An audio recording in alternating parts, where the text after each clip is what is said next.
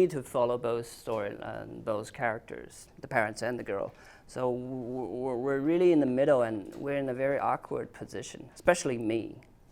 As a director, I was constantly in an awkward position that both sides wants to know that who I'm with, especially the girl. She wants to know who you're with.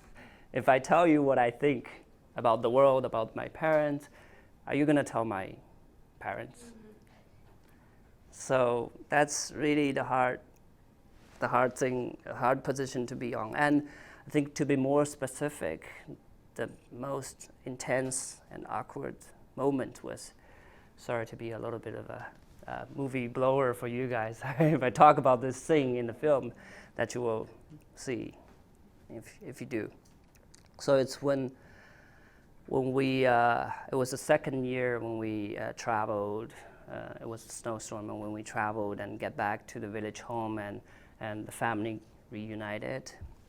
And a few moments later, the daughter and the father got into a huge fight.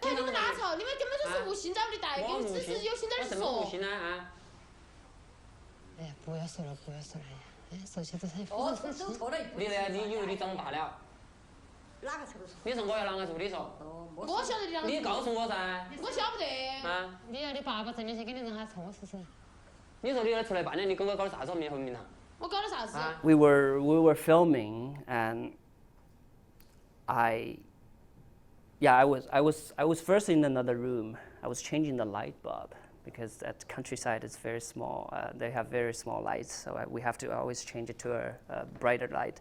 So I heard the yelling, and I came to the room, the other room, and Qing's the daughter. She saw me, and our camera is still rolling, and she saw me, and then she turned. She was first yelling against with yelling with her father, and then she saw me at the doorway. She turned to me and she yelled at me.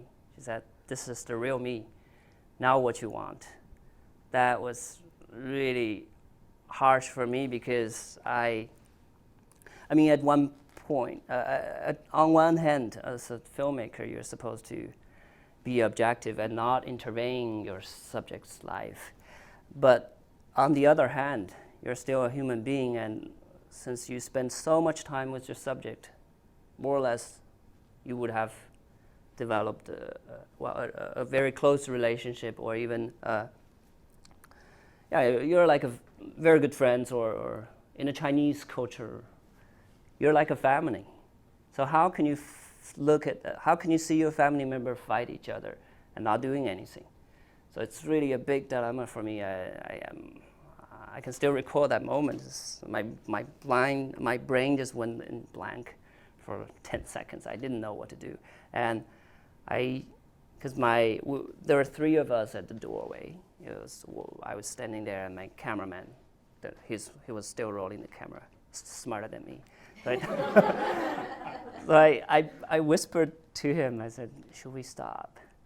And he looked at me, "Are you crazy?"